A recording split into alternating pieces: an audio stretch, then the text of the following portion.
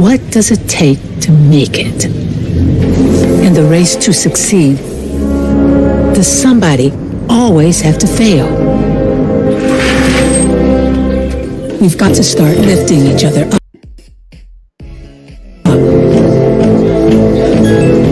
And give everybody a fair shot.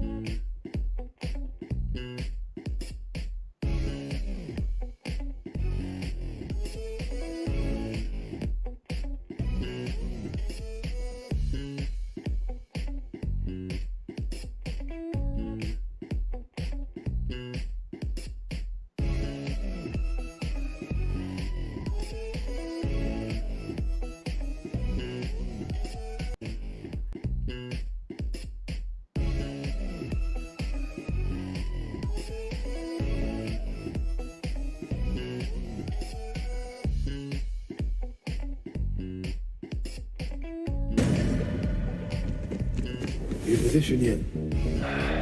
Working on it. What's taking so long? I thought you knew this place. Don't rush me. We don't have time. They're going to have to Enak kan eliminate mainnya? Mexico on penalties earlier. So Brazil through to the final. Who will join them? Cucurella. Going to be interesting to see where he's playing next season. With Getafe last term in La Liga, there is a release clause, and he's of interest to quite a few clubs. Spin on the turn by Daichi Hayashi. Plays for Sagan Tosu. This was once a good thing. In the J1 League, there's Ritsu Doan trying to get forward as well. I watched him a lot last season in the Bundesliga, playing for Arminia Bielefeld on loan from PSV of the Netherlands, and really acquitted himself well. He's not going to be staying in Bielefeld, so here's a better and that's question. because of cost reasons. Is good. So theoretically returning to Eindhoven, see if he's loaned down somewhere else.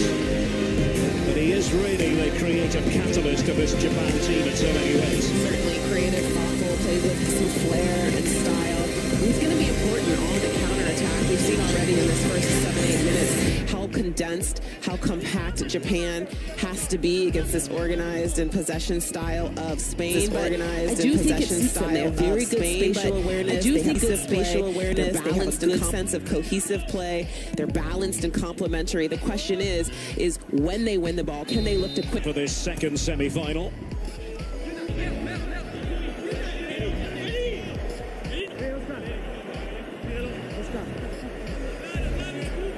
Japan tweaking things in terms of their lineup as well.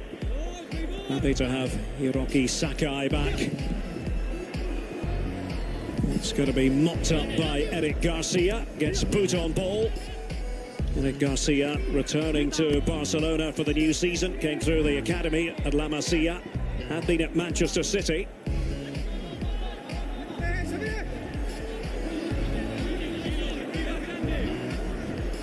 Daichi Hayashi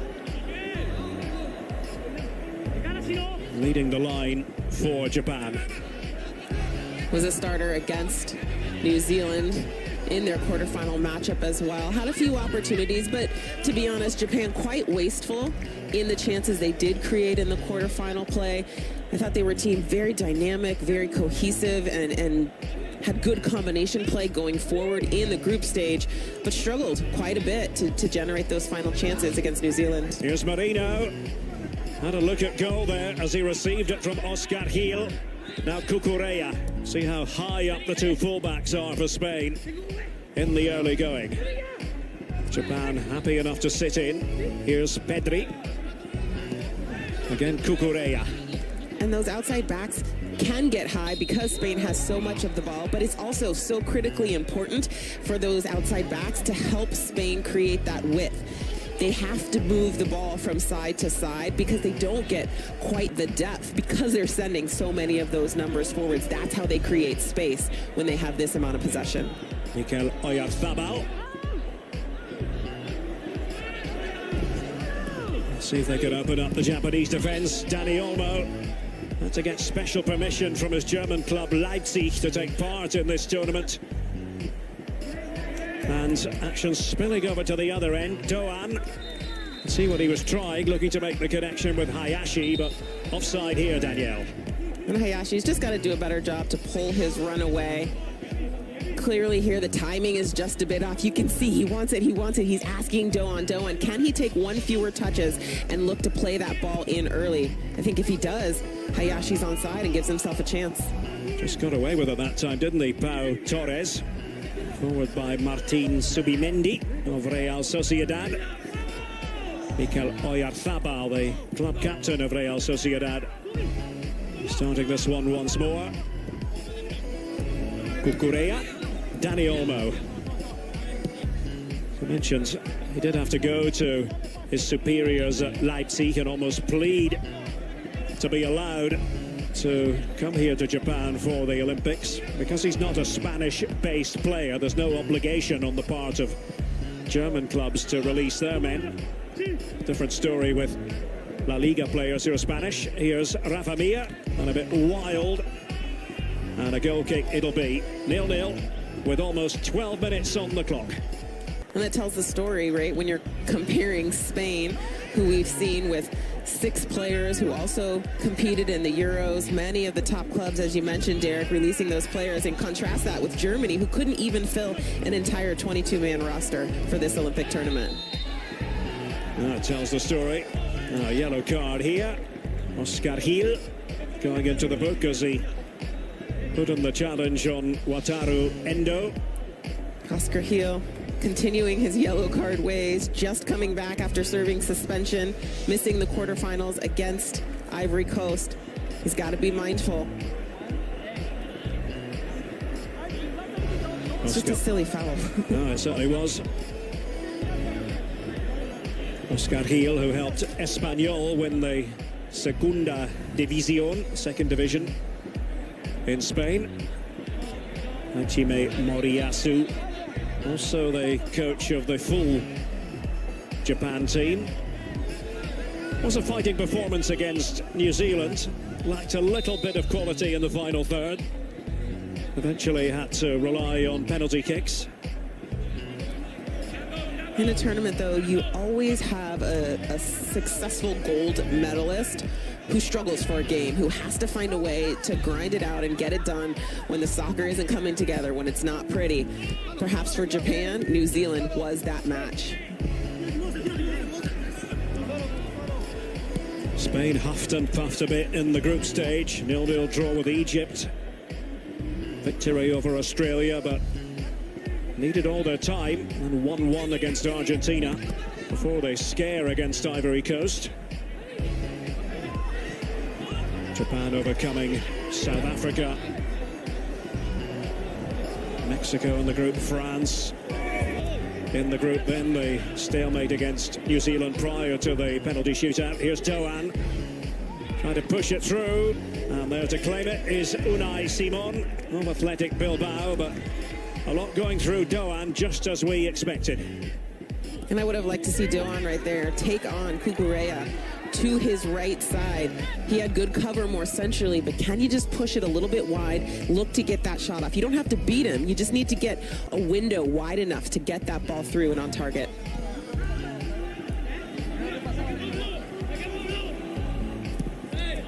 Eric Garcia from the back, and well, that's not something we've seen a lot of from Spain in this tournament, but as we mentioned with Rafa Milla in the lineup, it's certainly something Spain have got to contemplate, missing out the midfield area altogether.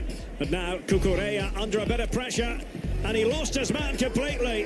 Hayashi, well, he was able to get the shot off. Offside once more, Daichi Hayashi, but a bit of a scare there for Spain. Hayashi playing just along this restraining line, and that does look to be off, but I'm okay with that. I'm okay with him pressing and playing on the edge in that way. It's going to be important for Japan to look to play quickly, look for those transition moments, and not only look for that through ball to break lines centrally, but also to look for that occasional ball over the top. When Japan is at its best, it has a balance between the two. And as you mentioned, Derek, it's something that we haven't seen from Spain. We saw it a few moments ago, that longer ball to Rafa Mir. I think Spain needs to do more of that, because when they can look over the top, the defenders from Japan have to respect that threat in behind, and that creates more space centrally and gives Spain more time to play. A quarter of an hour on the clock, and no scoring between Japan and Spain in this, the second semi-final. Danny Olmo.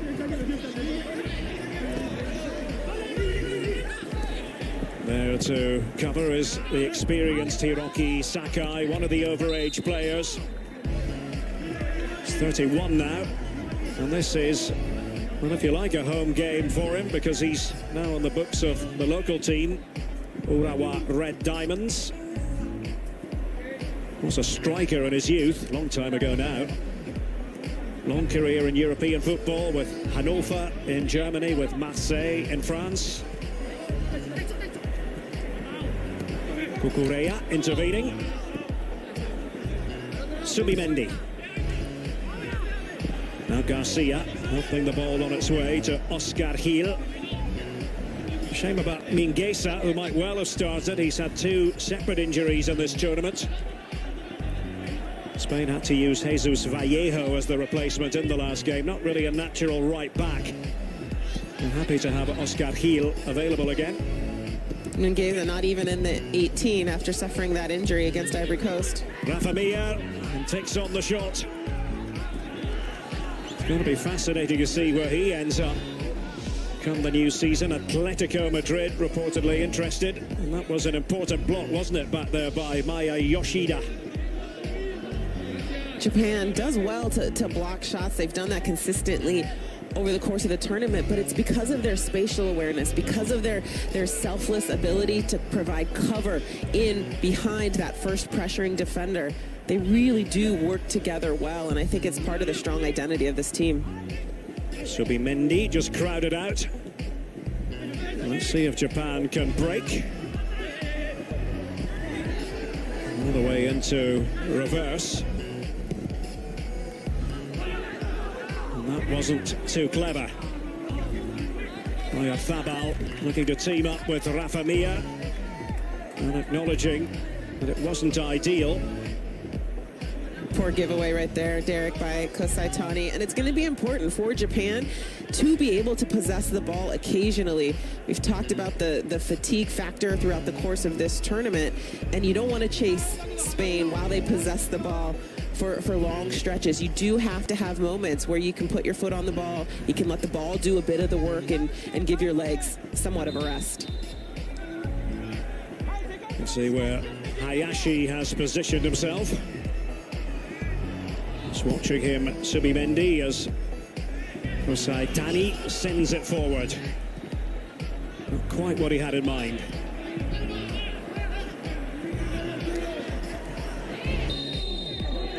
Oyarzábal felt he had done little wrong. Kicks it away. Jousting it out with the captain of Japan, Maya Yoshida. Now with Sampdoria for 8 years on the books of Southampton.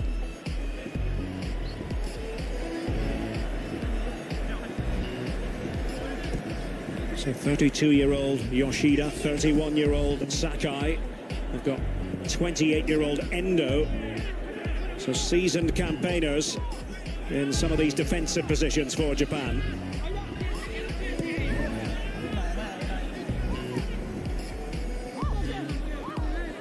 The other central defender is Ko Itakura. Technically a Manchester City player, but has been on loan since January 2019 at the Dutch club Groningen. It's been linked with Celtic at the moment in Scotland. Quite a few Japanese players are, because they now have, as their manager, Ange Postecoglou, the Australian who spent a few years coaching here in Japan in the J1 League. Kukureya, combative.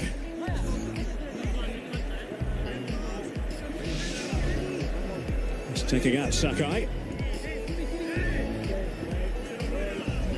I think it's an important piece to have Sakai back into the back line for Japan. He provides the ability to attack up that right flank, but he just provides a presence alongside Maya Yoshida, who's really been that anchor in the center of defense, most consistent starter in the back line, and that captain, as you've mentioned, Derek, facing particularly Rafa Mir, who I do expect to play higher along those 2 center backs of Japan, as opposed to Oyarzábal, who we've seen really be that false 9 and dip deeper into the center of midfield. Well, they wanted handball. So it was controlled by Itakura. Doan making the run. It grinds to a halt for Japan. Well, handball or not, you'll be the judge. Didn't look like a handball to me. It went off his chest.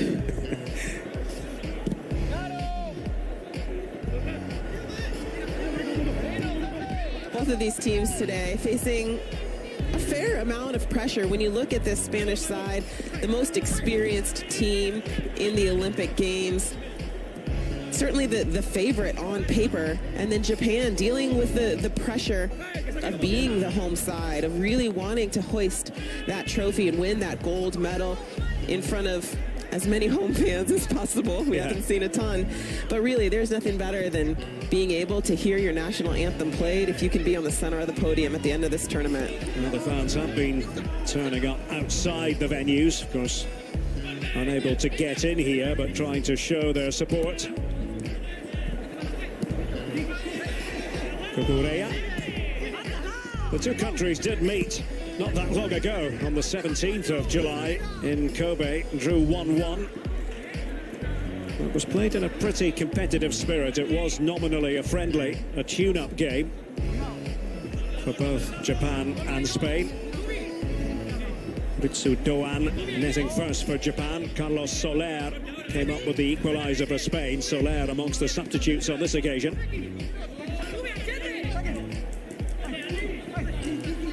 Sakai. Doan trying to work something, was hoping to get it back. It goes Spain's way here.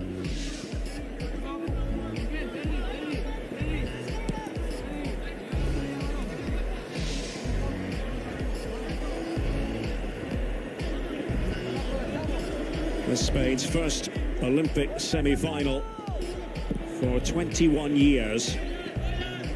Last European gold medalist, way back in 1992, on home soil in Barcelona.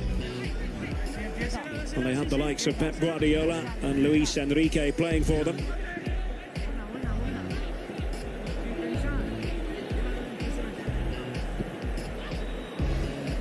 Pau Torres, Europa League winner at the tail end of last season with Villarreal. Yoshida across the defence to Itakura.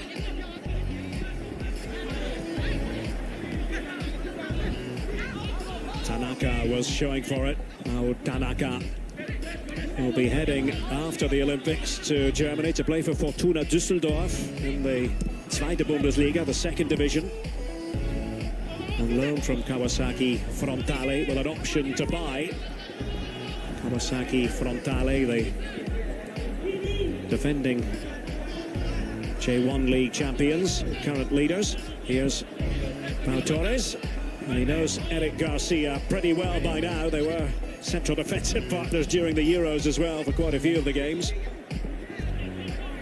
Pau Torres, Eric Garcia, and then Unai Simon in goal. I mean, it doesn't get much better than that cohesive three. Very familiar, tough to break down. And perhaps that's why Japan has had some of the success that they've had on the flank. Doan most notably being able to get around the outside. I think that's going to be a key for Japan. Can you use the width? Can you penetrate but out wide and then look to get numbers into the box? It's tough to beat the organized center part of defense for Spain with Torres and Garcia so familiar and cohesive. Good chemistry between the two. Yeah, that's an excellent point, Danielle. Mikel Merino, overage player for Spain. Only one in this starting 11, Marco Asensio, having lost his place. Dani Ceballos injured. There's a missed kick there by Dani Olmo. It had been held up by Pedri. Such a fabulous all-around talent, Pedri, and heavens knows Barcelona delighted to have him on board. Signed him just a year ago from Las Palmas, a young man from Tenerife. But we haven't called his name much here, nope. and I think that's in part because it's so tight in the center of the park. I really do think that the spacing between the two defensive center mids, Tanaka and Endo for Japan, clogged up that channel. They balance each other well. When one presses, the other balances and provides good cover. So Pedri, he's gonna have to do a good job of moving and finding the very small pockets of space that exist in there. Dani Olmo. Here's Rafa Mia. Dani Olmo on the turn, but it wasn't quite right for Oscar Gil.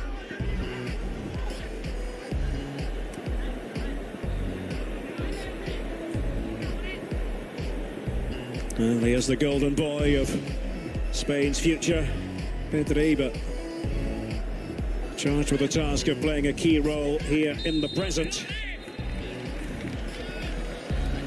Doan bundled to the ground. Luis de la Fuente can do a treble of sorts. He's taken Spain to glory at Euro under-19 level, under-21 level. Now looking for Olympic gold. Hajime Moriyasu, 3 times the J-League Manager of the Year. Helped Japan win the Asian Cup back in 1992 as a player. Was a midfield man, 35 caps. More than 250 appearances for Sanfrecce Hiroshima.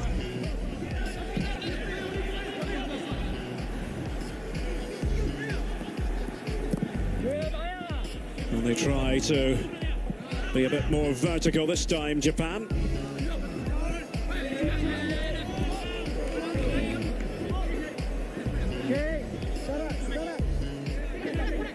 Danny Olmo will let Mark Cucurella do the honours.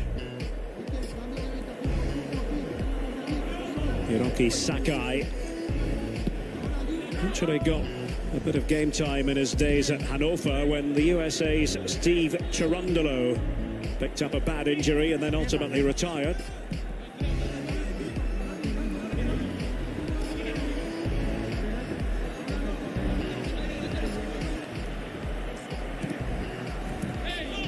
Pedri.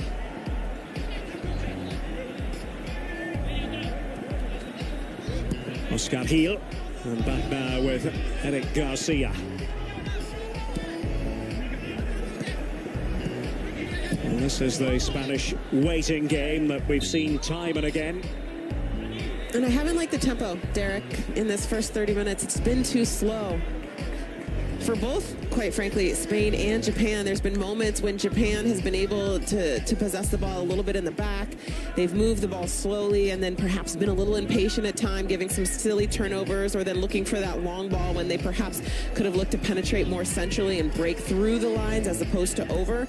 And then Spain, they've had moments where they've been able to move the ball well, but they haven't moved it fast enough to create the passing channels and the opportunities that they need to break down Japan defensively. It's good play by Merino. Kept that going for Spain. Cucurella and Rafa Mir. Well, the whistle has sounded. And it's just too casual for me from Spain. They need to play with urgency. They haven't done it for 90 minutes, so let's go for the next 60. You see Rafa Mir looking to go up there. Not much in that foul, but has that right arm over the back of Itakura right there. And again, the question I have for Spain is, can they possess with purpose? And if it's not working, if they cannot break through, what's the plan B? The plan B often has been, oh, let's bring in Rafa Mir and look if he can provide a little bit of a different look. Well, we're seeing that early, and yet we haven't seen much difference in their approach to this game. There have been a couple times they've looked to play him over the top, but haven't found success yet. 61% of the possession with Spain. Couple of attempts that have been fired in.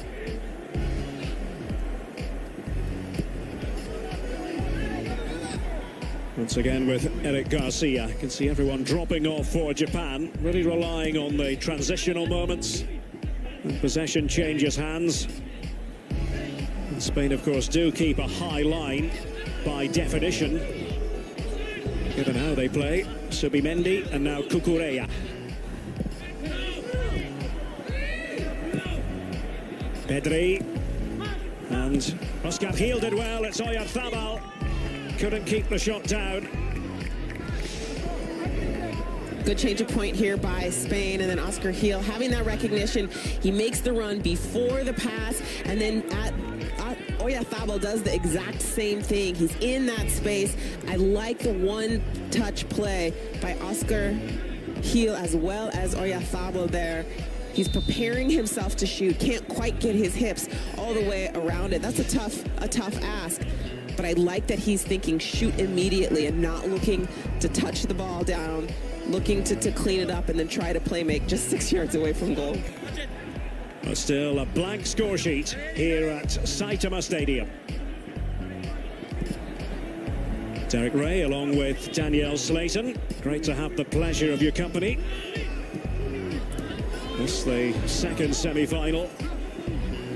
Brazil victorious earlier. They overcame Mexico on penalties, so Brazil in the final. Who will it be facing them? Pedri with the pass for Merino. Oyarzabal, slick player, operating on that right-hand side. He has been playing of this tournament. Pedri switching the angle to Cucurella. See how many blue shirts are back again, though. And stretching for it was Doan, who had gone back to buttress the Japanese defence. And a corner here, Danielle. Good recovery run by Doan. You gotta love it when your forwards are as committed to defending as they are involved in the attack.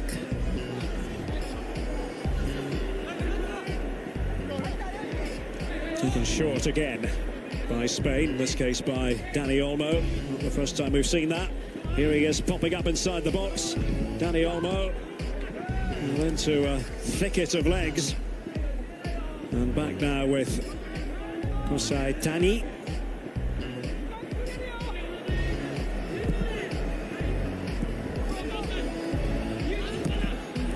Yuta Nakayama.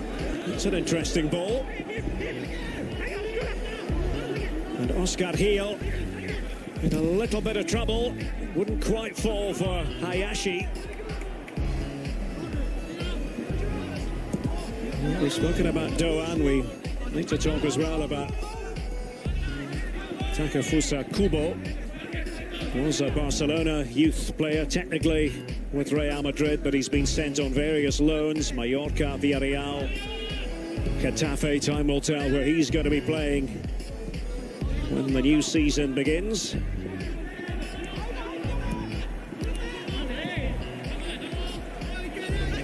See Hayashi again taking up his position in the centre of the attack.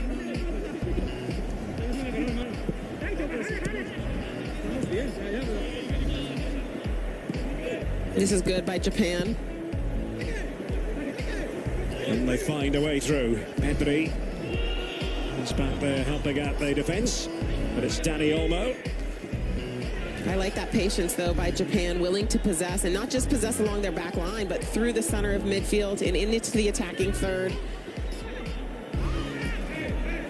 Taking some lessons out of the playbook of Spain, saying, yeah, you can possess, but so can we. Well, they are confident on the ball, but I think everybody's going to be second best in the possession stakes in comparison with Spain. Certainly. Yeah. Trying to get something going here, Japan. And nothing wrong with the idea at all. But this is going to be the key for Japan. Can they use the width well? And they do so just here. I also like that late run towards the near post. Good commitment to get numbers forward. Endo making the run out of the deeper role in the center part of midfield for Japan. But I think that's the script that we're going to continue to see over the course of this game.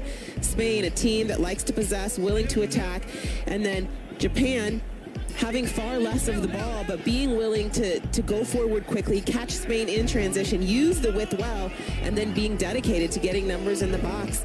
They may not have many chances, but if they can be thoughtful and they can be efficient with the chances they do get, they could perhaps get one in the back of the net before Spain, even though Spain has had much of the possession early on in this game. Yeah, encouraging for Japan to see Endo get forward in that fashion. I remember watching him having a terrific match for Stuttgart against Schalke in the Bundesliga last season, when he scored twice and set up 2 goals. It was a masterclass.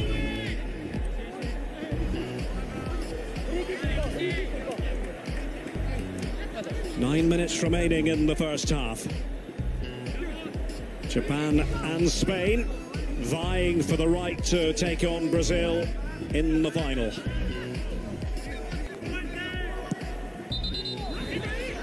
Goes ahead on Saturday. That's going to have to come back.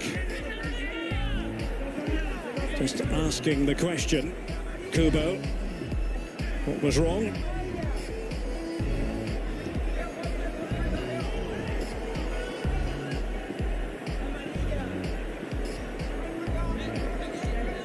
Kafusa Kubo.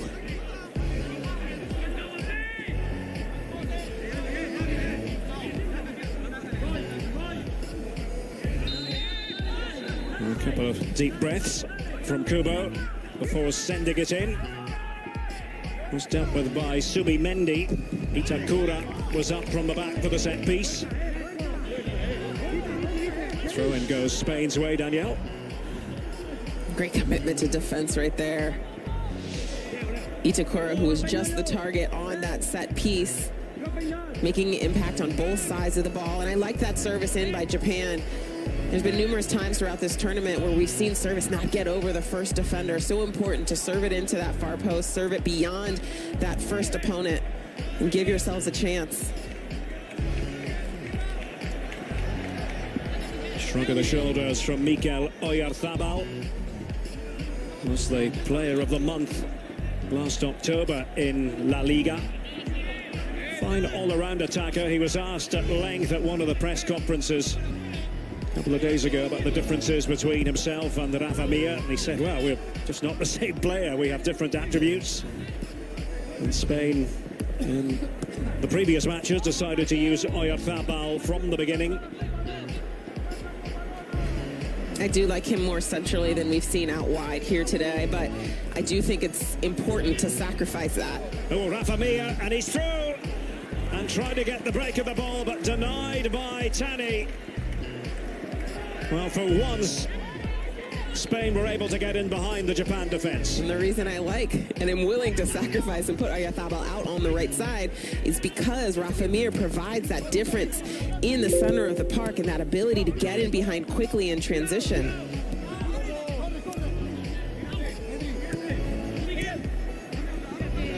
Well, there's a warning issued to Japan. If they fall asleep, that sort of thing might happen again. Big rumbustious centre forward, Rafa Mir. We forget that he's technically a Wolves player.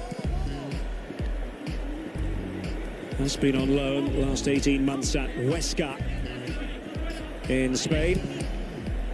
25 goals and 57 appearances there. But couldn't do his bit to keep them up. That's why we wonder where his next destination will be. Pedri.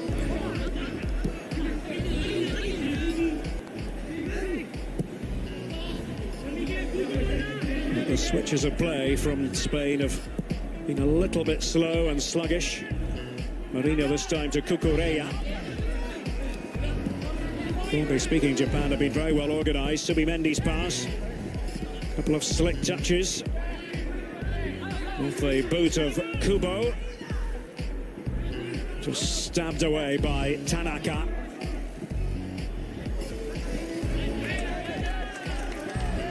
Throw in conceded by Kubo.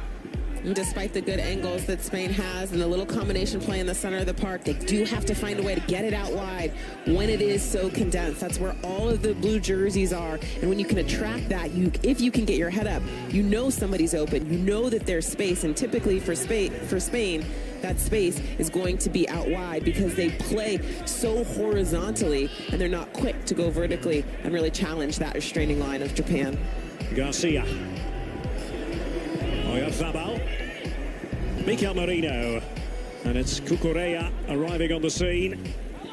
Header wasn't accurate enough. And it is going to be a Japanese free kick in favour of Tanaka. Tough collision here. Tanaka really that anchor in the center of midfield, allowing Endo to have that creativity. And then take a look back. The best opportunity we've seen from Spain here, Rafa Mir. Just looking to go perhaps with that toe poke. When you can't get the power that you need, you're just looking for that quick trigger. He gets it off, but great reaction by Kosai Tani there. He's been very good this tournament. Solid. One big save in the penalty kick shootout against New Zealand. Critical in the advancement of Japan into this match in the semifinals.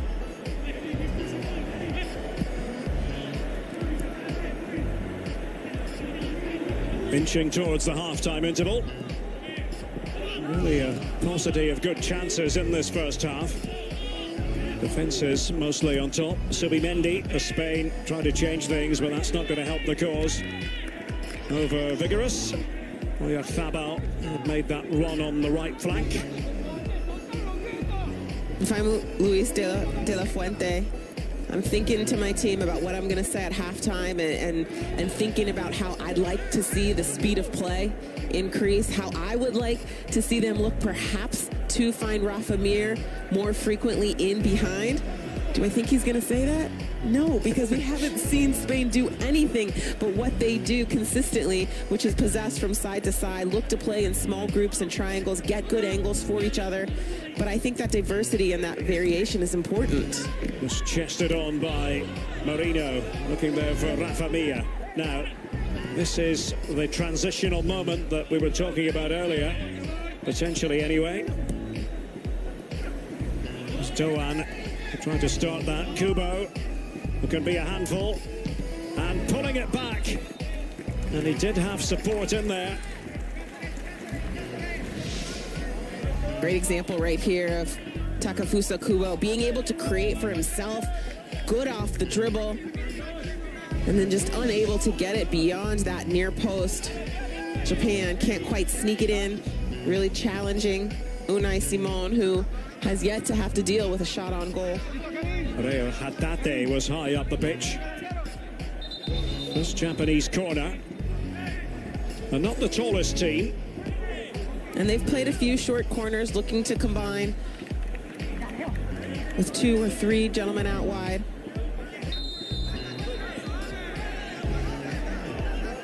They do have Yoshida up from the back. Taken by Kubo. Came off Oscar Gil. And we'll do it again.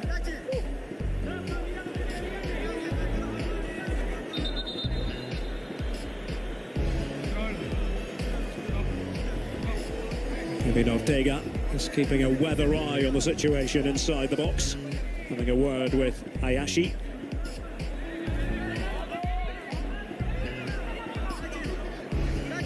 Final minute of normal time in the first half. And Kukureya just went down.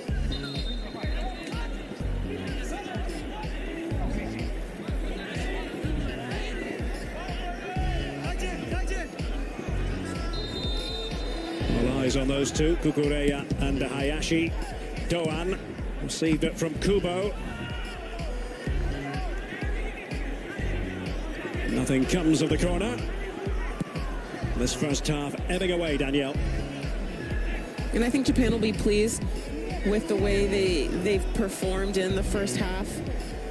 Content to let Spain have much of the ball, so long as it's not in dangerous places. And they've had a few moments where they've been able to go forward quickly in transition. They're gonna have to find a way to be more efficient on those transition plays. But I do like their commitment to getting numbers around the ball, to sending numbers forward quickly, to getting not just 1 and 2, but sometimes 3 players into the box when they can get it wide and get quality crosses. Again, it's about efficiency. It's not just about possession. So 1 minute to be added on. Pedri. Oscar Gil. Now with Merino. Pedri once more. And to spin around, it took a bobble on the way through, and that means a corner. We'll just have time to take it.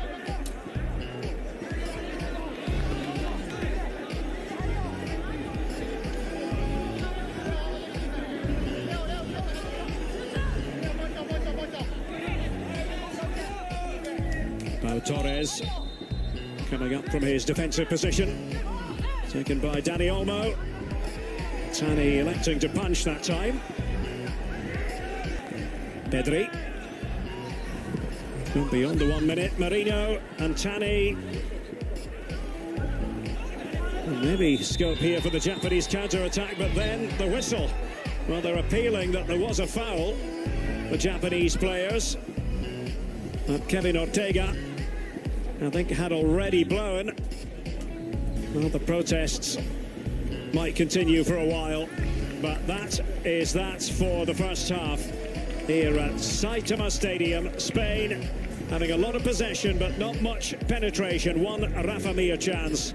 It's 0-0 at the interval.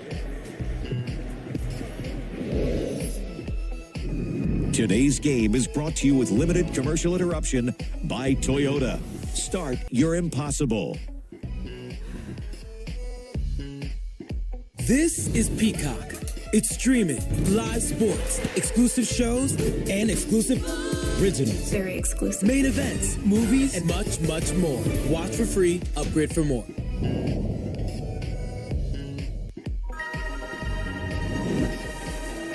People might think I'm quiet, different, that I don't fit.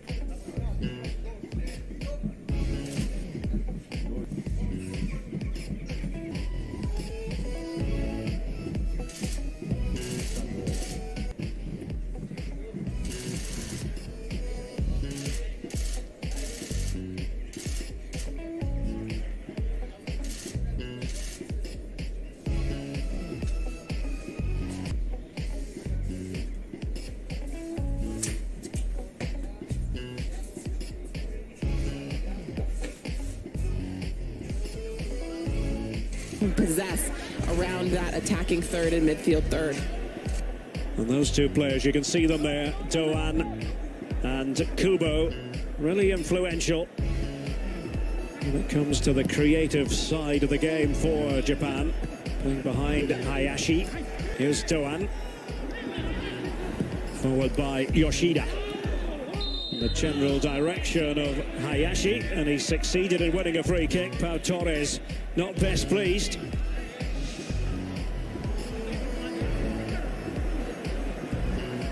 That's a matchup you're going to continue to watch in this second half. If Japan can get on the ball more, I think they're going to look to find Hayashi as that outlet player, and Pau Torres really needs to be mindful of the movement of Hayashi. So important for a back line to be active, step and drop, and really try to throw the forwards off of their run, off of their game. That's how you can get a little bit more opportunities to earn offside, if you will. Doan had continued his run. We saw what they were attempting. Here's Oyarzabal. But only a couple minutes, Derek, into the second half, and we already see Japan pressing higher up the field, looking to be more on the front foot, less content to drop back and play a compact defense, unless Spain can get forward and then get organized, at which point they're happy to be nice and tight in this low block. Pedri, Rafa Mir has had to make his way back, putting in the challenge, but Tanaka in a tight spot. Did really well, but just running into Pau Torres. Danny Olmo is going to be playing under an American coach at Leipzig when he returns to the Heldenstadt, namely Jesse Marsch. His first season in charge of RB Leipzig. Here's Oyarzabal.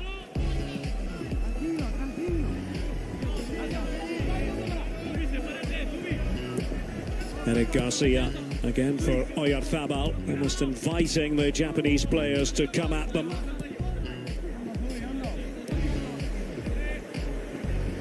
Takes a lot of discipline for the opposition to line up in this way against Spain to make sure all the angles are covered defensively. And that applies to the front players too. They all have responsibilities. Pedri. Switch of play towards Oyarzabal.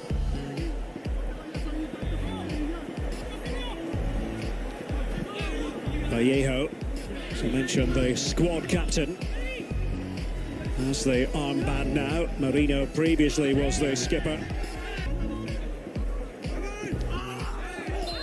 And that was a sore one. You heard the cry of anguish. It was Nakayama. Vallejo just tried to do a bit of explaining. And the referee, he went to his pocket, right? It looked as if he was going to go for that yellow and then stuck it back in there. Was there. Nothing, not a yellow in that for me. Merino, well, yellow card it is for Mikel Merino.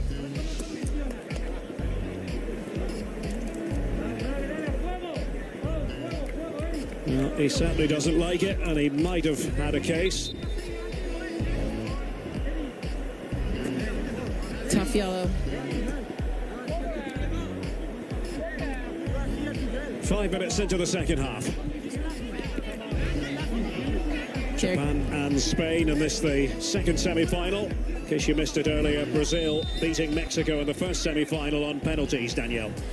Derek, you talked about how difficult it is to stay disciplined against a Spanish team that has so much of the ball. But in thinking of all of the teams I've seen in this tournament, I think Japan has the ability to perhaps do that best. They've been very selfless in their movement on both sides of the ball. They're willing to share the ball. They do a great job of covering for each other defensively, balancing each other out.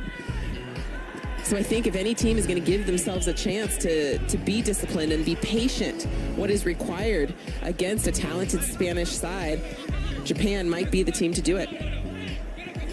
Yeah, there's a lot of know-how in this Japan side as they try to go direct, and it might well work a treat here. It's a crisp shot that comes in right at the end of that move. And nothing wrong with that at all, as they missed out the midfield area. And this is Reo Hatate. How about that first touch? Can't quite get around it, but then again, Japan, good numbers around the ball in transition. It's not often easy to get that close and connected on transition and on the counter-attacking play, but Japan has consistently done that in the first 50 minutes of this game. Yes, Hatate able to get forward, and the shot by Daichi Hayashi. It's part of the challenge that you have when you play that lone striker and that forward. When you play in a 2-front or a 3-front, you're often talking about how you're combining with the other forwards around you. But Hayashi has to be able to combine and be disciplined and connected to not just anyone else, but everyone else, especially those in the midfield who are playing closest to him. It was given away by Tani, the goalkeeper. Nothing untoward happening, and 7 minutes into the second half, still goalless. Here's Vallejo.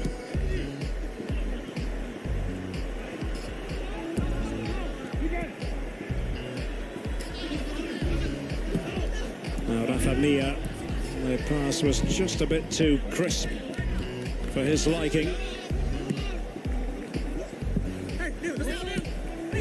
Nicely done by Hatate. There's Doan. He can just spring Hayashi. And that's too central. If those balls are going to be played in, they've got to be played wide. Unai Simon is going to read that all day, every day, and easily clean that up, as we saw him just do.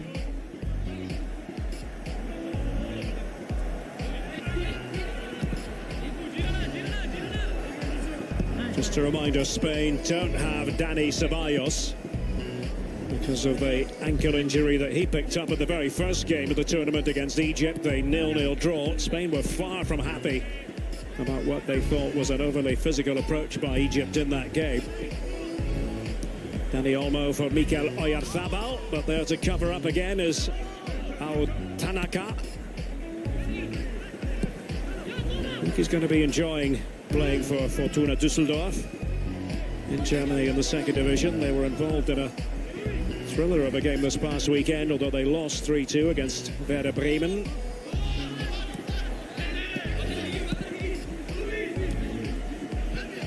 Mikel Merino. Subimendi just lost his focus. Hatate as they try to swarm forward again here, Japan. And it's quite the run. And, well, no foul there. It was Merino who went in for Spain. Cucurella. One of the things I'm noticing from Spain is how Dani Olmo and also Mikel Oyarzabal are drifting centrally sometimes. We find Oyarzabal here playing out wide in the moment, but when he tucks inside, it's where they're looking for the two outside backs and Cucurella and now Vallejo to recreate that width. Dani Olmo, Pedri, midfield fulcrum for Spain. Cucurella and Merino, and down he goes, and that is a penalty. Mikel Merino getting into the advanced position, and the Japanese players don't like it very much, but a spot kick coming up here for Spain. And we'll take a look. That's it right there. It certainly looks to be contact to me.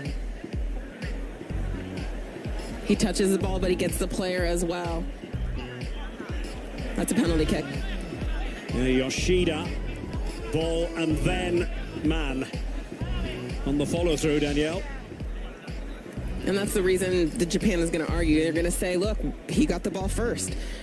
But it's not about that. You can't get both the man and inhibit his ability to be able to run onto the ball. And a yellow card as well for Yoshida.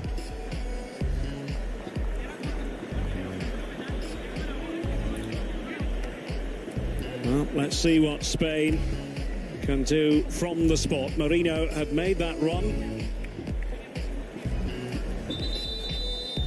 Well, the referee is going to have a look. Well, let's have another look at exactly what Kevin Ortega is going to be studying. Just wonder if there was any question that perhaps Marino fouled first. I'm not sure, Danielle. What do you think? Well, that kick there, yeah. perhaps right there. There. Yeah, fair enough. I think that's definitely worthy of a review. Well, that's what the Peruvian official is looking at. I'm going to say it gets overturned. Usually when it gets to this stage, I mean, it's a great look at it. For, yeah. Yeah, it's a great look at it.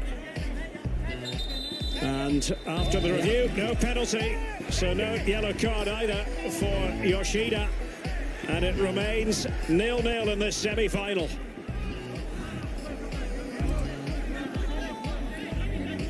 Well, it is one of the benefits of VAR. And there it is, confirmation that the yellow card is taken away, and a very happy by Yoshida.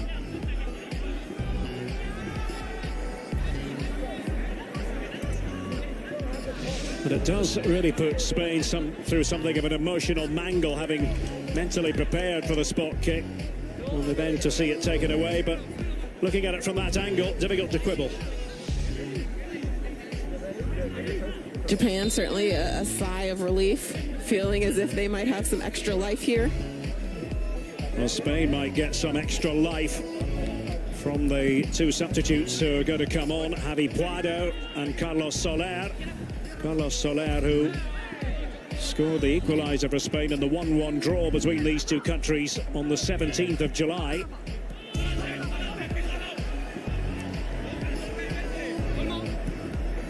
Rafa Mir trying to exchange passes with Dani Olmo. And well, the foul by Rafa Mir. He wasn't having it, was he? Little tap on the back. Silly tap on the back, and a small example of some of the frustration we might be seeing from Spain here.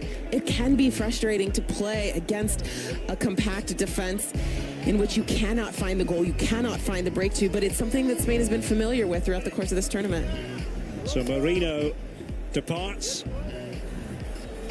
On comes Carlos Soler, goal-scoring midfielder of Valencia, and Dani Olmo. That's it for him. Javi Puado is the replacement. 13 goals in 39 total matches for Espanyol last season. I think the change in bringing out Dani Olmo, who's been quite dynamic for Spain in this tournament, is the fact that he's just put a lot of time and a lot of minutes on those legs, playing all but 5 minutes in the first 4 matches of this tournament. No, it has been a big ask of Dani Olmo on the back of the Euros.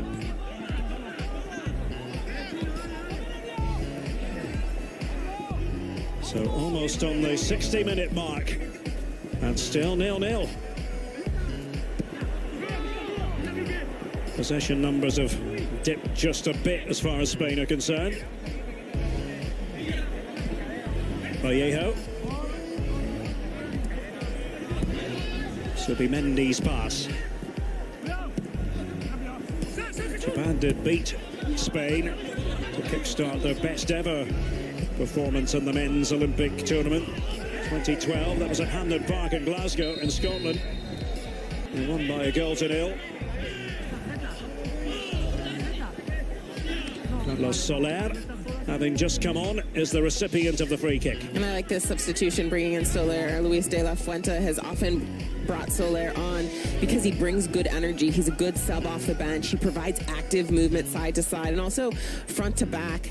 As you mentioned, he scored in the friendly against Japan not too long ago. So perhaps that builds a little confidence in him as well. Takehiro Tomiyasu looking on, unable to participate in this semi-final because of suspension.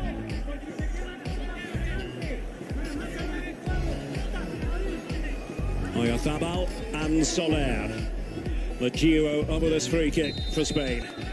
As Tani waits, it is Soler, and And they try to keep it alive, a shot for handball this time. Well, a corner is given. Sakai was the covering player. Danielle, your thoughts? Take a look at it here. No, nothing in that. Even though it does look to bounce off of his right elbow, to me, his hand is right in front of his chest when it makes contact. There's not enough in that for me. It's not as if his arm is extended away from his body, making himself bigger. And keep in mind, you always have video review anytime the ball is in. We have Fabal taking that corner, looking for Rafa Mia. Here's Doan.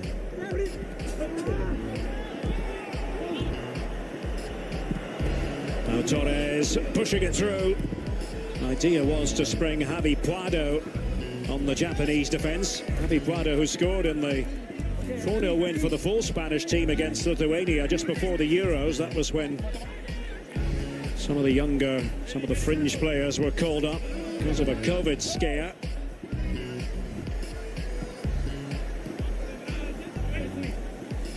Later and later we get into this match with this scoreline. It's as if one special brilliant play just might be the difference maker, or capitalizing on one mistake at the back by either side. And it really is anybody's game at this point. I think Spain has had more of the ball, but they have yet to be dangerous. They have yet to break through.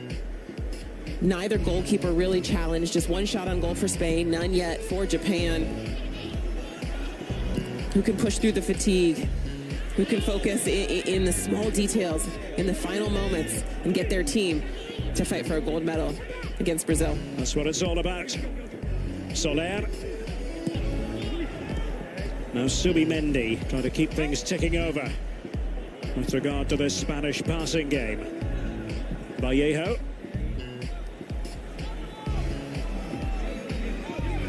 Tate went in tenaciously but unable to win the ball. Pedri. Pau Torres striding forward. Spain have the guile to unlock this Japanese defence. Cucurella punched away by Tani. Vallejo was trying to force a mistake. It's going to be Japan throw. It was Hayashi up against Eric Garcia. You can tell by the Eric Garcia reaction what he thought of it all. And Japan now using their bench. On comes Ayase Ueda of Kashima Antlers. And the tireless Hatate departs. Yuki Soma also on the pitch now. And it's Ayashi who has made his way off. In addition to Hatate. I thought Hayashi had a good match. I thought he provided that depth, that option for the counterattack for Japan. And I thought he actually did a very good job also back to goal, winning balls, playing in front of Pau Torres and Eric Garcia. So it did allow his team to get out, allowed his team to keep possession in moments when that threat wasn't in behind the back line of Spain. Yuki Soma of Nagoya Grampus. There's 3 senior caps for Japan. Endo did well, so they look to construct something, perhaps getting the substitutes involved, the fresh players. It does go out of play. It was Kubo that time who made the run, did have support. With Soma up there, with Ueda up there. Rafa Mia. And it's been a different story for Rafa Mia this time in comparison with his contribution as a substitute against Ivory Coast, his hat-trick. Hasn't seen an awful lot of the ball, in fairness. And I think part of the reason he had the success he did against the Ivory Coast was he does provide such a contrast to the way Oyafabo was playing in that match. And that difference is so hard as a defender to have to adjust to. Here, he's been on the pitch from the first moment, and Japan has done well to be able to manage him. But it's that contrast sometimes that can really make the difference. You see Rafa Mir there, on the edge of the penalty area. Wanted that ball played in. Still, it's mostly about these short passes. Vallejo just trying to be problematic. It's good play by Subimendi to win that one back. Oyarzabal. Just touched on by Javi Puado. Here's the dangerous Doan. Put it away by Itakura. Well, the referee just letting the play flow. Spain had the ball anyway. Soler. Now Pedri. He's trying to steer that one to his side where Oyarzabal was waiting. Eric Garcia. Cucurella is back on his feet after going to ground earlier. Soler. He's trying to dovetail with Javi Puado. Whistle does finally go with Ritsu Doan down. And we've gone past the midway point of the second half. Still no scoring.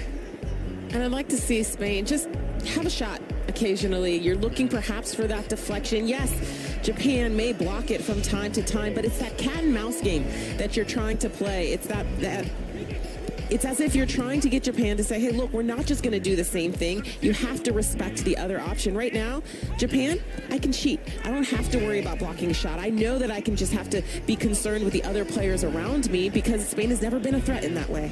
Well, here's Soler, and he can be a threat. We know that. Well, they just gave the ball away a bit cheaply. It was the substitute Soma. And Spain nearly making hay. Javi Puado, Marc Cucurella, Pedri. Spain believe in their methods. This is where their speed of play needs to be faster. It's that 2 and 3 touch rhythm that I'd rather see as a 1 and 2. Create the width they need to actually break down Japan. Yeah, good look there at just how Japan have organised themselves, but maybe a way through here for Spain. We'll see. Oyarzabal, and it's wrong side of the post from Javi Puado.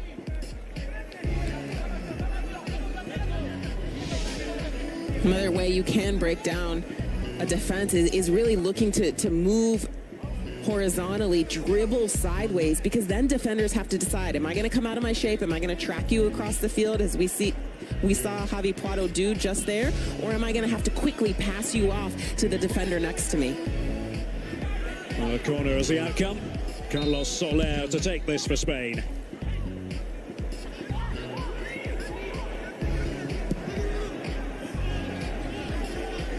Cucurella. It'll be a Spain free kick.